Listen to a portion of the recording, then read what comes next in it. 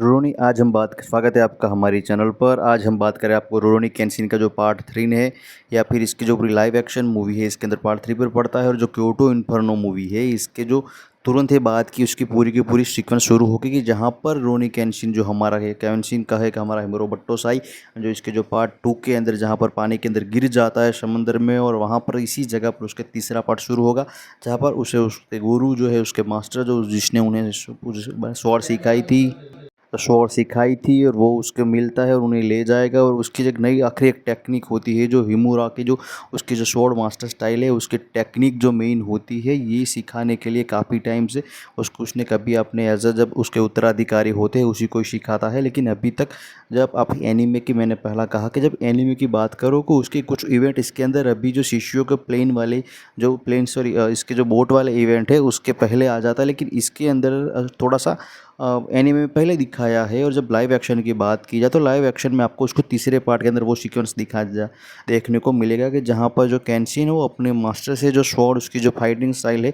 वो इस पार्ट में सीखेगा। जिसके अंदर देखो उसकी एक खतरनाक बात यह है इसकी फाइटिंग की कि जब भी उसके नए उत्तराधिकारी को ट्रांसफ़र किया जाता है तब कहीं ना कहीं किसी तौर पर उसका मास्टर जख्मी हो जाता है या फिर मारा जाता है। लेकिन हमारा केंशिन जो है उसने जो किसी भी व्यक्ति की जान न लेने की कसम खाई है इसके हिसाब से बात की जाए तो ये कभी अपने मास्टर को मार ही नहीं सकता, लेकिन उसको काफ़ी हद तक इतना जख्मी कर देता है कि जो एक एक ट्रेजेडी का है कि इस तरह के। लेकिन इसके अंदर देखो आप काफ़ी सारे इवेंट है, काफ़ी कुछ मेन इसका जो मूवी का मेन इवेंट तो हमें एक शिष्यों वाला पार्ट दिखाया जाएगा। और यहाँ पर जो हमारा दूसरी तरफ जो केंशिन है वो अपने गुरु से मास्टर के स्वॉर्ड की प्रैक्टिस सीख रहा होता है वहाँ पर है।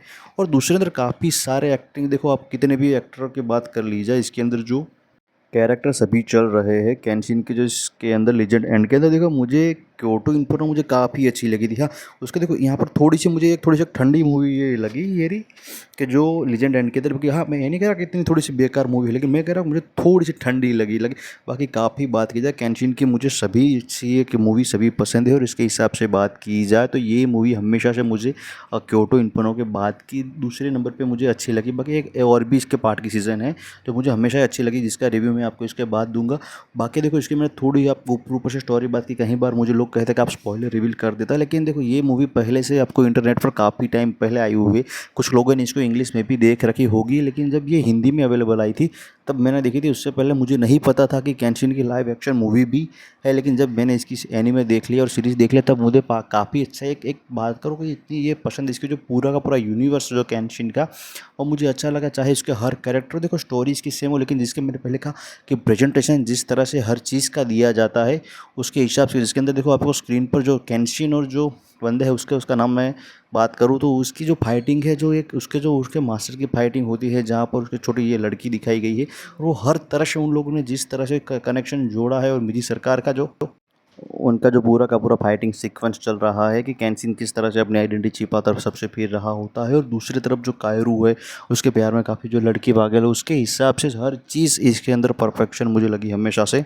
और जब केंशिन हमेशा फाइट करता है कि कोई भी व्यक्ति उसके अंदर जो उसकी जो दूसरी डबल ब्लेड स्लाइड जो रिवर्स ब्लेड उसकी कटाना है उसके जो एक्सप्लेनेशन हर चीज़ भी जब वो टूट जाती है, जब वो किसी भी व्यक्ति को वो अपने जो पुराने एरा है हिमुरा वाले फेस में कभी जाना ही नहीं चाहता। क्योंकि हम सभी अगर आपने देखो अगर इसके बाद उन लोगों ने एक मूवी बनाई थी उसकी हिमुरा वाली, लेकिन हम कहीं ना कहीं उसकी बैक स्टोरी के में वो हिमुरा के तौर पर हिमुरा बट्टोसाई कितना भयानक था हमें बार बार ये चीज़ दिखाई जाती है कि कभी भी हमारा केंशिन हिमुरा बट्टोसाई बनना ही नहीं चाहता क्योंकि अब वो एक रोरो नहीं रहना चाहता है। क्योंकि उसने अपने जो एक जवानी के दिनों में बात की जाए तो इतने सारे कत्ल किए हैं और कभी ना कभी इतने सारे कत्ल करने के बाद आपकी आत्मा इस तरह की टूट जाती है। लेकिन हमको बार बार एक चीज़ दिखाई जाती है कि वो एक पश्चाताप में और इसने एक गिल्ट में हमेशा ही जी रहा होता है। और वहाँ पर जब हम दूसरी तरफ शिष्यों की बात की जाए तो शिष्यों का कैरेक्टर उसके एकदम विपरीत होता है कि वो ही सेम उसके साथ जो धोखा हुआ था वो केंशिन के साथ हुआ होता है कि केंशिन एक एक्सेप्ट कर लेता है लेकिन शिष्य उस चीज़ को कभी ही पचा नहीं पाता और उसके सामने वो तय करता है कि पूरी की पूरी मुझे सरकार को मैं ख़त्म कर दूँ। क्योंकि देखो मुझे इसके केंशिन के जितने भी विलन है उसमें मुझे सबसे ज़्यादा ताकतवर मुझे शिष्य और अच्छा लगा। उसके बाद एक दूसरा विलन है जो भी केंशिन का काफ़ी अच्छा है। देखो वो उसका एक रिलेशन है उनका एक अलग पास्ट है। देखो वो मैं आपको एक अलग स्टोरी में बताऊंगा केंशिन का दूसरे विलन का। लेकिन काफ़ी देखो ये जो उनका जो होता है शिष्यों और उसके हिसाब से दोनों कभी केंशिन खुद कभी शिष्यों को कभी मारना नहीं चाहता। उसके दिल में कहीं शिष्यों को एक रिस्पेक्ट बात की जाए उस तरह से, लेकिन कि उसके साथ जो हुआ उसके ज़ाहिर सी बात है कि शिष्य इतना बन जाएगा। वो कहीं न कहीं वो खुद ये चीज़ समझता होता है, क्योंकि वो खुद अपने इसी ट्रैक से गुज़रा होता है केंजिन, क्योंकि वो खुद जानता है कि भाई जब आपके ऊपर जो धोखा होता हो और आप इतने सारे कत्ल कर देते हो तो आपकी आत्मा कहीं न कहीं झुलस जाती है इस चीज़ के, इस गिल्ट में।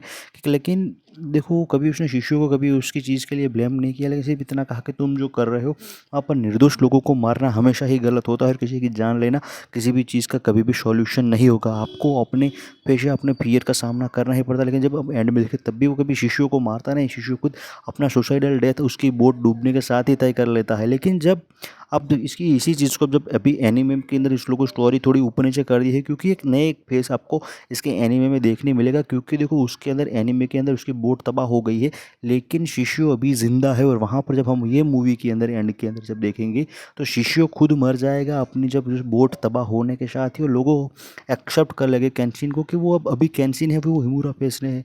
और काफ़ी ज़्यादा देखो कहाँ पर एक मूवी स्टोरी अंत होती है, लेकिन काफ़ी अच्छी जगह पर देखने लायक मूवी है ये। और अभी तक आपने अगर ये मूवी नहीं देखी है केंशिन के एरा की या फिर इस सीज़न की, तो मुझे देखो काफ़ी अच्छी मूवी है। अगर आप इस तरह की, मैंने कहा आप केंशिन के यूनिवर्स की अब देखते हो थोड़ी भी आपको पता है, आप एक अच्छी मूवी मिस कर देंगे ऐसा। हाँ, इतनी अच्छी वाली ये मूवी है, भले तीसरा पार्ट हो कहीं से भी ये, हाँ लेकिन सिर्फ आपको दूसरा तीसरा पार्ट आपको साथ में देखना पड़ेगा। बाकी केंशिन की किसी भी 5 मूवी में आप किसी भी टाइप कोई भी मूवी देख लो, आपको वो ज़रा भी बोरियत नहीं, क्योंकि उसकी स्टोरी में ज़्यादा कन्फ्यूजन भी नहीं होगा। और सच में आप एक अच्छी मूवी मिस कर देंगे। और ऐसी ही अच्छी मूवीज़ और सीरीज़ की जानकारी जानने के लिए हमारे चैनल को लाइक, शेयर और सब्सक्राइब कर लीजिए। Till then bye.